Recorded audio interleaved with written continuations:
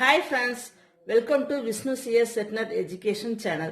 SETNET PGTRB CS exam எழுதுறவங்களுக்கும் computer science ரிலேட்டடா எந்த எக்ஸாம் எழுதினாலும் இந்த சேனல் கண்டிப்பா உங்களுக்கு யூஸ்ஃபுல்லா இருக்கும். இந்த சேனல் உங்களுக்கு பிடிச்சிருந்துச்சுன்னா லைக் பண்ணுங்க, ஷேர் பண்ணுங்க, சப்ஸ்கிரைப் பண்ணுங்க, மறக்காம பக்கத்துல உள்ள பெல் ஐகானை பிரஸ் பண்ணுங்க. அப்பதான் நான் போடுற வீடியோஸ்லாம் உங்களுக்கு கரெக்டா ரீச் ஆகும்.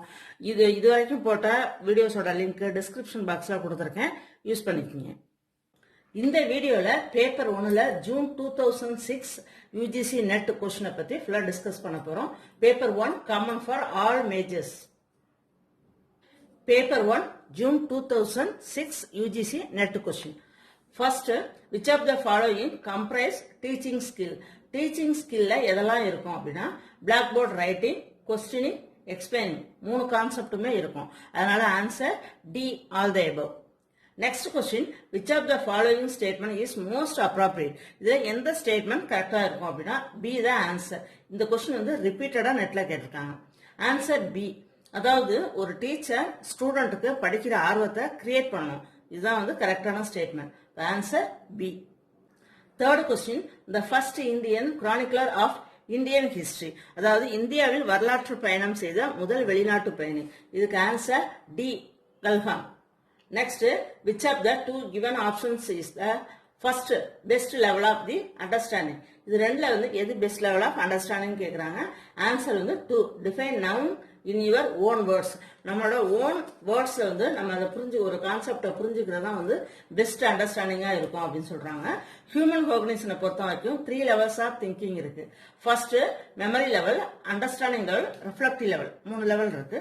மெமரி லெவல் அப்படின்னா நம்ம ரீகலெக்ட் பண்றது, ரெகக்னைஸ் பண்றது, அப்சர்வ் பண்றது, இதெல்லாம் மெமரி லெவல்ல வந்துடும்.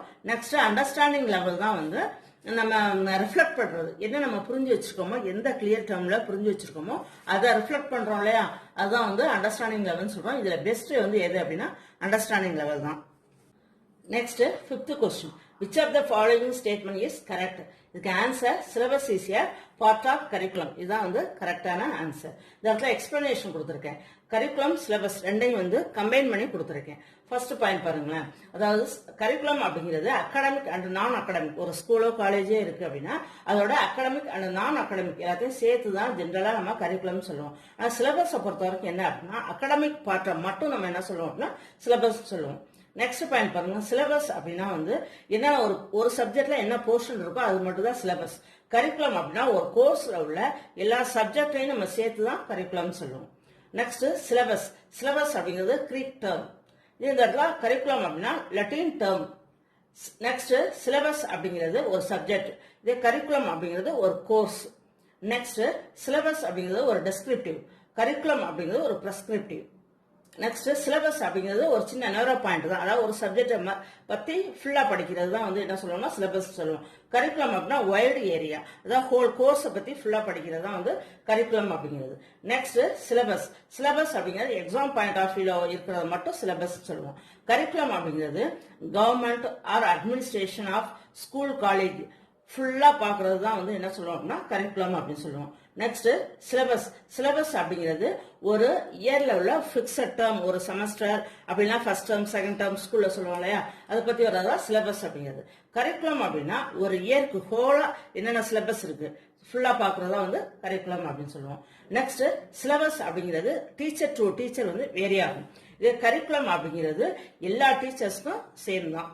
இதை சிலபஸ் கரிக்குலம் மோஸ்ட்லி பார்த்தோம்னா ஒரு கொஸ்டின் ரிப்பீட்டடா வரும்.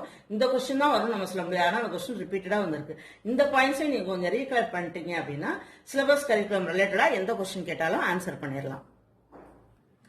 Next, which of the following options are the main task of the research in modern society? இது ரிப்பீட்டட் கொஸ்டின். இதுல கீவேர்டு என்ன அப்படின்னா main task of the research in modern society. இதுக்கு answer A. ஏல என்னென்ன இருக்கு அப்படின்னா 1, 2, 4 இது 3 கரெக்ட் அப்படின்னு போட்டிருக்காங்க. 1, 2, 4 இது 3 கரெக்ட். இதான் ஆப்ஷன் பார்த்துக்குங்க. Next 7th question, what do you consider as the main aim of interdisciplinary research? இதான் கீவேர்டு. இதுக்கு answer A, to bring out holistic approach to research. Next இது ரிப்பீட்டட் கொஸ்டின் நெட்ல. அதாவது இதுல இன்டர்வியூ, டைப்ஸ் ஆஃப் இன்டர்வியூ, அதோட meaning கொடுத்திருக்காங்க. First structured interview, அதுக்கு answer A. இதுல ஏக்கு என்ன கொடுத்திருக்காங்க 4. ஸ்ட்ரக்சர்டு இன்டர்வியூ அப்படின்னா ப்ரீ டிட்டர்மைன் கொஸ்டின் அப்படின்னு அர்த்தம். நெக்ஸ்ட் அன்ஸ்ட்ரக்சர்டு இன்டர்வியூ, இதுக்கு answer 1 greater flexibility approach. Next focused interview, இதுக்கு attention on the questions to be answered. Next clinical interview, இதுக்கு answer individual life experience. Next இது எல்லா டைப்பையும் ஒரு டெஃபினேஷன் மட்டும் பார்த்துருவோம் நம்ம. ஃபர்ஸ்ட் ஸ்ட்ரக்சர்டு இன்டர்வியூ அப்படின்னா ஒரு இன்டர்வியூ நடத்துறப்ப அதை பிளான் பண்ணிடுவாங்க. இன்டர்வியூ யார் பண்ண போறாங்க, டைம் என்ன, எந்த டைம் ஸ்டார்ட் பண்றது, எந்த டைம் க்ளோஸ் பண்றது, நம்பர் ஆஃப் கொஸ்டின்ஸ் எவ்வளவு கேட்கணும், இதெல்லாம் ப்ரீ பிளான்டா செய்யறது பேர் தான் ஸ்ட்ரக்சர்டு இன்டர்வியூ அப்படின்னு சொல்றது. நெக்ஸ்ட் அன்ஸ்ட்ரக்சர்டு இன்டர்வியூ, இதுக்கு ஆப்போசிட் தான் அன்ஸ்ட்ரக்சர்டு இன்டர்வியூ. இத்தனை கொஸ்டின் கேட்கணும், எந்த டைம் வந்து இன்டர்வியூ ஸ்டார்ட் பண்ணணும், ஃபினிஷ் பண்ணணும், அதெல்லாம் எந்த இதுவும் இல்லாம எந்த ரெஸ்ட்ரிக்ஷனும் இல்லாம நடத்துறது தான் அன்ஸ்ட்ரக்சர்டு இன்டர்வியூ அப்படின்னு சொல்லுவோம். Next focused interview. Focused interview அப்படின்னா ஒரு பாயிண்ட்டை மட்டும் மெயின் பண்ணி ஃபோக்கஸ் பண்ணி நடத்துறதுக்கு பேர் தான் ஃபோக்கஸ்டு இன்டர்வியூ. ஸோ சப்போஸ் நம்ம ஐடி கம்பெனிலாம் நடத்துறப்ப ஒரு ப்ரோக்ராமிங் லாங்குவேஜை பத்தி மட்டும் ஃபுல்லா ஃபோக்கஸ் பண்ணி நடத்துவாங்க இல்லையா, அதெல்லாம் ஃபோக்கஸ்டு இன்டர்வியூ அப்படின்னு சொல்லுவோம். Next clinical interview. Clinical interview அப்படின்னா பேஸ்ட் ஆன் எக்ஸ்பீரியன்ஸ் அப்படின்னா ப்ராக்டிக்கல் எக்ஸ்பீரியன்ஸ், அது மாதிரி ஒரு இதை பேஸ் பண்ணி நடத்துறதுக்கு பேர் வந்து என்ன சொல்லுவோம்னா கிளினிக்கல் எக்ஸ்பீரியன்ஸ், கிளினிக்கல் இன்டர்வியூ அப்படின்னு சொல்லுவோம். Next, one of the aims of scientific method in research. The keyword aims of the scientific method in research. Scientific method, research la scientific method oda aim enna appadina adukku answer eliminate spurious relations. அதாவது பொய்யான relations அப்படி இல்லை அப்படின்னா ஒரு போலியான imaginary relations இது எல்லாத்தையும் eliminate பண்றது தான் வந்து இந்த சயின்டிபிக் மெத்தட் ரிசர்ச்சோட எய்ம் அப்படின்னு சொல்றாங்க. இந்த ரிலேஷன்ஸ் இதை பார்த்துக்குங்க definition. Next, the depth of any research can be judged by objectives of the research. அதாவது ஒரு ரிசர்ச்ல என்ன இருக்கு, என்ன நம்ம செஞ்சிருக்கோம் அப்படிங்கறத ஃபுல்லா எக்ஸ்போஸ் பண்றது எது அப்படின்னா objectives of the research தான். 16th question, the function of mass communication of supplying information regarding the processes, issues, events and societal development is known as answer content supply. Next, the science of the study of feedback systems in humans, animals and machines is known as cybernetics. அதாவது living organisms, humans, animals, machines இதோட கம்யூனிகேஷனை பத்தி study பண்றதுக்கு பேர் தான் என்ன சொல்லுவோம்னா சைபர்நெட்டிக்ஸ் அப்படின்னு சொல்லுவோம். நெக்ஸ்ட் நெட்வொர்க்டு மீடியா, இது வந்து இன்டர் கனெக்ஷன்ல இருந்துச்சுன்னா அது நேம் என்ன சொல்லுவோம் அப்படின்னா டெக்னாலஜிக்கல் என்விரான்மெண்ட்ஸ் அப்படின்னு சொல்லுவோம். Answer D. Next, the combination of computing, telecommunication and media. The digital atmosphere பேர் என்ன சொல்லுவோம்னா convergence அப்படின்னு சொல்லுவோம். Computing, telecommunication, media. The digital atmosphere name வந்து convergence. Repeated question இது. Next, a dialogue between a human being and a computer program. ஒரு கம்ப்யூட்டருக்கும் human being இடையில உள்ள டயலாக் நம்ம என்ன சொல்லுவோம் அப்படின்னா ஆன்சர் இன்டராக்டிவிட்டி, இதான் வந்து ஆன்சர். நெக்ஸ்ட் இன்சர்ட் த மிஸ்ஸிங் நம்பர். இந்த இடத்துல பாருங்க நம்பர் கொடுத்துருக்க சீரியல் நம்பரை பாருங்க, இது வந்து 1632. இந்த இடத்துல என்ன சொல்லியிருக்காங்க அப்படின்னா ஃபர்ஸ்ட் -1 மேல உள்ளது -1, அடுத்தது +1. இந்த 16ல இருந்து 1 மைனஸ் பண்ணிருக்கோம், 32ல இருந்து 1 பிளஸ் பண்ணிருக்கோம். அடுத்தது இதுல இருந்து மேல இந்த 15க்கு அடுத்து 17 வந்திருக்கு பாருங்க, அப்ப 2 வந்து பிளஸ் பண்ணிருக்கோம், இந்த இடத்துல வந்து 2 மைனஸ் பண்ணிருக்கோம். நெக்ஸ்ட் இதுவும் பார்த்தோம் அப்படின்னா 3 வந்து இந்த இடத்துல 3 மைனஸ் பண்ணிருக்கோம், 3 பிளஸ் பண்ணிருக்கோம். இப்ப அடுத்தது என்ன வரணும் அப்படின்னா பிளஸ் 4 வந்து பிளஸ் பண்ணணும், கீழே வந்து 4 மைனஸ் பண்ணணும். அது மாதிரி பார்த்தோம் அப்படின்னா ஆன்சர் 14ல இருந்து 4 ஆட் பண்ணோம் அப்படின்னா 18. அதே மாதிரி 34ல இருந்து 4 மைனஸ் பண்ணோம்னா 30 ஆன்சர். அப்ப இந்த ஆன்சர் வந்து டி தான் option correct. Next very very important question, repeated question. இந்த இடத்துல என்ன அப்படின்னா இந்த average of 4 consecutive even number is 27. இதுல எது லார்ஜஸ்ட் நம்பர் கண்டுபிடிக்கணும்னு சொல்லியிருக்காங்க. அதாவது 4 கன்சிக்யூட்டிவ் ஈவன் நம்பர் அதோட ஆவரேஜ் வந்து 27. அதுல எது லார்ஜஸ்ட் நம்பர் கண்டுபிடிக்கணும். இது மாதிரி ரிப்பீட்டட் கொஸ்டின் வந்திருக்கு. அது எப்படி அந்த மெத்தட் மட்டும் பார்த்துட்டோம் அப்படின்னா நம்பர்ஸ் மாறி மாறி கேட்பாங்க, நம்ம சால்வ் பண்ணிடலாம். ஃபர்ஸ்ட் 4 கன்சிக்யூட்டிவ் ஈவன் நம்பர் பாருங்க, X first number, next X plus 2. ஏன் அப்படின்னா ஈவன் நம்பர்ஸ் ரெண்டு ஆல்டர்னேட்டிவா இருக்கிறதுனால 2 ஆட் பண்ணிக்கிறோம். Next X plus 4, next X plus 6. இந்த இடத்துல அக்கார்டிங் டு த கொஸ்டின் வந்து என்ன சொல்லியிருக்காங்க அப்படின்னா இந்த 4ஐயும் நம்ம ஆட் பண்ணி இந்த இடத்துல ஆவரேஜ் கண்டுபிடிக்கிறதுனால என்ன பண்ணுவோம், இந்த டோட்டல் 4 நம்பரோட டோட்டல் டிவைடட் பை 4 இதை ஆட் பண்ணா என்ன வரணும் 27. இந்த இடத்துல போட்டோம். நெக்ஸ்ட் ஸ்டெப் பாருங்க, இதுல எத்தனை எக்ஸ் இருக்கு? 4x இருக்கு. பிளஸ் இந்த நம்பர்ஸ்லாம் ஆட் பண்ணுங்க, 12 வந்திருக்கு. டிவைடட் பை 4 இது அப்படியே போட்டோம். ஈக்குவல் டு 27 கொஸ்டின்லேயே இருக்கு, 27 போட்டாச்சு. நெக்ஸ்ட் ஸ்டெப் பாருங்க, 4x ஈக்குவல் டு இந்த இடத்துல பாருங்க 27, இந்த இடத்துல டிவைடட் பை 4 வந்து ஈக்குவல் டு அந்த சைடு வரப்ப இன்டூவா வரும், அதாவது மல்டிபிளிகேஷனா வரும். இப்போ 27ஐயும் 4ஐயும் மல்டிப்ளை பண்ணோம்னா 108. அதே மாதிரி இந்த பிளஸ் 12ங்கிறது ஈக்குவல் டு இந்த சைடு வரப்ப -12 மாறும். ஏன் -12னு போடுறப்ப ஆன்சர் 96. இப்போ இந்த 96 அப்படிங்கிறது 4xோட வேல்யூ. இப்போ நம்ம ஒரு எக்ஸ்க்கு தான் வேல்யூ கண்டுபிடிக்கணும். அதனால x equal to 96 divided by 4 போட்டோம் அப்படின்னா ஆன்சர் இந்த இடத்துல எக்ஸோட வேல்யூ 24 அப்படின்னு கண்டுபிடிச்சிட்டோம். இப்போ நெக்ஸ்ட் 24 அப்படின்னா ஃபர்ஸ்ட் நம்பர் வேல்யூ எக்ஸோட வேல்யூ 24னு கண்டுபிடிச்சிருக்கோம். நெக்ஸ்ட் அடுத்த வேல்யூ 26. எப்படி அடுத்த வேல்யூ 26 சொல்றோம் அப்படின்னா இந்த இடத்துல 4 கன்சிக்யூட்டிவ் ஈவன் நம்பர்னு கொடுத்துருக்காங்க. அதனால 24, 26, 28, 30 அப்படின்னு சொல்லி 4 கன்சிக்யூட்டிவ் ஈவன் நம்பர்ஸ் கண்டுபிடிச்சிட்டோம். இப்ப இதோட ஆவரேஜ் என்ன சொல்லியிருக்காங்கன்னா 27 சொல்லியிருக்காங்க. இப்ப இந்த 4 நம்பர்ஸையும் ஆட் பண்ணி 4ஆல நம்ம டிவைட் பண்ணோம் அப்படின்னா 27 வருது. இப்ப இதுல கொஸ்டின் என்ன கேட்டிருக்காங்க அப்படின்னா the largest ஆஃப் நம்பர் கேட்டிருக்காங்க. இந்த 4 நம்பர்ல எது லார்ஜஸ்ட் நம்பர் அப்படின்னா 30 தான் இப்ப கரெக்டான ஆன்சர். சப்போஸ் இதுல ஸ்மாலஸ்ட் நம்பர் கேட்கறாங்கன்னு வச்சுக்கோங்க இதுலயே, அப்ப ஆன்சர் எது வரும்? 24 வரும். asked to make a statement in Indian Parliament. இதுக்கு answer solicitor general of India. அதாவது ரூலிங் பார்ட்டியை ஒரு லாயரை அப்பாயின்மெண்ட் பண்ணுவாங்க. அவர் பேர் தான் வந்து சாலிசிட்டர் ஜெனரல் ஆஃப் இந்தியா அப்படின்னு சொல்லுவோம். லா ரிலேட்டட் கொஸ்டின்ஸ் எதுக்காவது ஸ்டேட்மெண்ட் கொடுக்கணும் அப்படின்னா இந்தியன் பார்லிமெண்ட்ல சாலிசிட்டர் ஜெனரல் ஆஃப் இந்தியா இவர் தான் வந்து ஆன்சர் பண்ணுவாரு.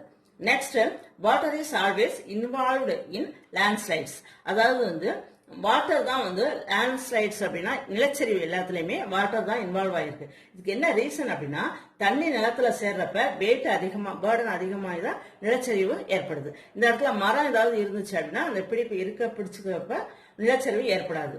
மரம் இல்லை அப்படிங்கிறப்ப என்ன ஆகும் அப்படின்னா நிலச்சரிவு ஏற்படும். நீலகிரி பகுதியெல்லாம் மழை காலத்துல எல்லாம் அதிகமா இந்த நிலச்சரிவு லேண்ட்ஸ்லைட் ஏற்படும். Next, using websites to pour out one's grievances is called cipher venting the answer. அதாவது வெப்சைட் ரிலேட்டடா எந்த grievances வந்தாலும் அதுக்கு பேரு cipher venting அப்படின்னு சொல்லுவோம். Next, in web search finding a large number of documents with very little relevant information is termed as poor recall அப்படின்னு சொல்லுவோம். வெப்ல அதாவது கூகுள்ல போய் நம்ம சர்ச் பண்றப்ப நிறைய டாக்குமெண்ட்ஸ் எடுக்கணும். ஆனா அந்த கீவேர்டு வந்து கம்மியா இருந்துச்சு அப்படின்னா, ரொம்ப கம்மியா இருந்துச்சுன்னா அதை வச்சு நம்ம ரீகால் பண்ணுவோம் இல்லையா, அதுக்கு நேம் தான் என்ன சொல்லுவோம் அப்படின்னா புவர் ரீகால் அப்படின்னு சொல்லுவோம். Next, the concept of connect intelligence is derived from value added networks. இது வந்து ரிப்பீட்டட் கொஸ்டின் நெட்ல. Next, use of an ordinary telephone as an internet appliance is called answer voice line. Next, video transmission over the internet that looks like delayed live casting is also called real-time video. Next, Tamil Nadu coastal belt has a drinking water shortage due to answer seepage of seawater. அதாவது தமிழ்நாடு கடற்கரை ஓரம் இருக்கிற இடத்துல எல்லாம் drinking water problem வருது. எதனால அப்படின்னா seepage of சீவாட்டர், அதாவது கடல் தண்ணி ஊருக்குள்ள வந்துடுறதுனால என்ன ஆகும் அப்படின்னா ட்ரிங்கிங் வாட்டர் எல்லாமே சால்ட்டியா மாறதுக்கு சான்ஸ் நிறைய இருக்கு. அதனாலதான் என்ன சொல்றாங்க அப்படின்னா தமிழ்நாடு கோஸ்டல் ஏரியாவில் ட்ரிங்கிங் வாட்டர் ப்ராப்ளம் அக்கர் ஆகுது அப்படின்னு சொல்றாங்க. Which is the smallest north east state in India?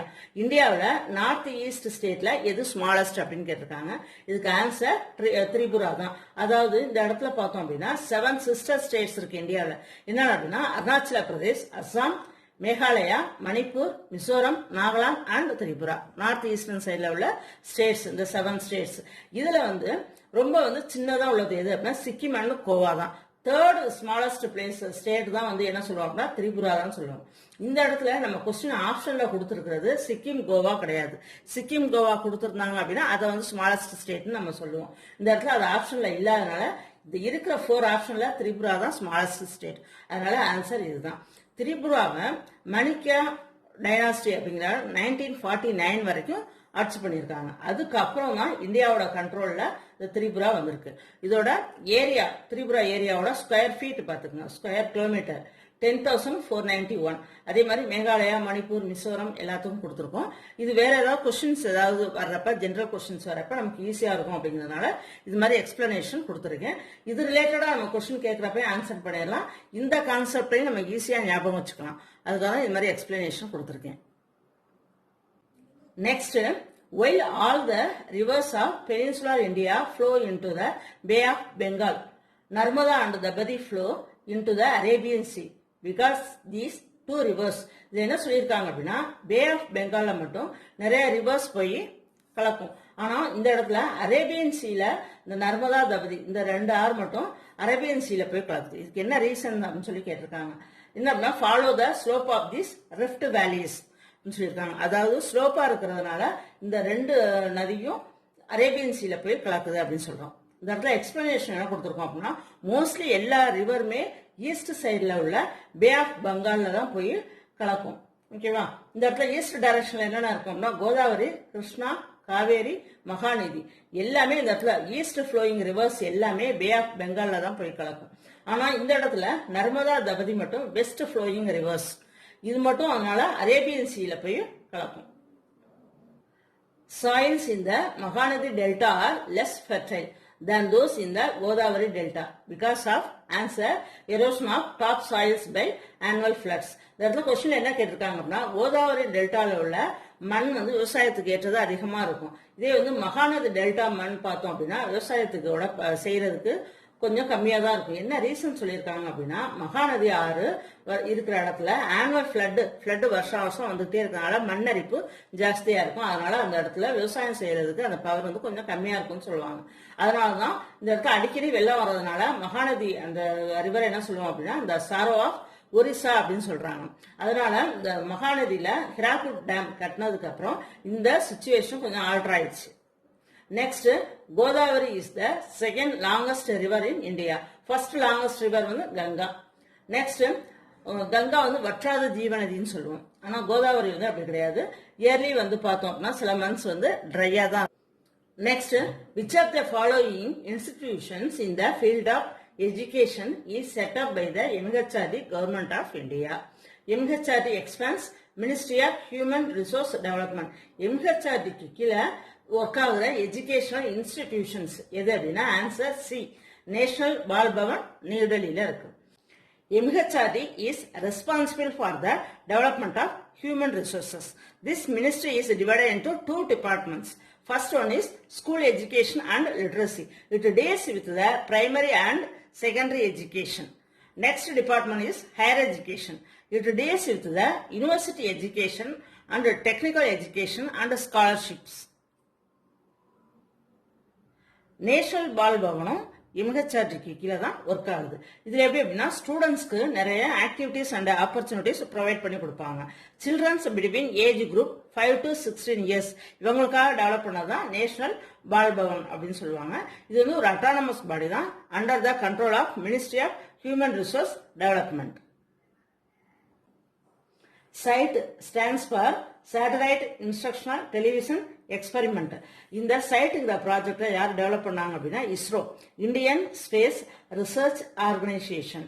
எப்போ டெவலப் பண்ணாங்க அப்படின்னா 1975, டிசைன்ட் ஜாயின்ட்லி பை நாசா.